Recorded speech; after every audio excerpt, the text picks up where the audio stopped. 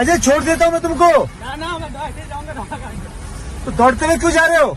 दौड़ते हुए क्यों जा रहे हो? दौड़ के जाता हूँ। गाड़ी में छोड़ देता हूँ ना, गाड़ी में छोड़ देता हूँ। ऐसे जाऊंगा ना, दौड़ करने का टाइम ही अभी मिलता है मुझे। तो दौड़ क्यों रहे हो अभी? आर्मी के लिए। आर्मी के लिए? हाँ।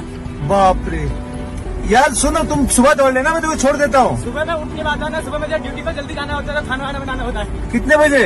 8 बजे। कमाल है यार प्रदीप। कितनी उम्र है तुम्हारे बच्चे? 19 साल।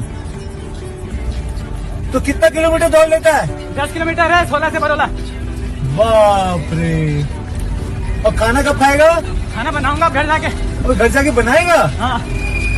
चले मेरे घर चल, मैं खाना तो बाकी हम लोग खाते हैं भूखा रह जाएगा ना फिर। है? बड़ा भाई भूखा रह जाएगा ना। तो बड़ा भाई नहीं बनाएगा तो बड़ा भाई घर में, तो बड़ा भाई बना लेगा। वो ड्यूटी का है, उसकी नाइट ड्यूटी है। अरे बाप रे यार प्रदीप, तू कमाल है लड़का।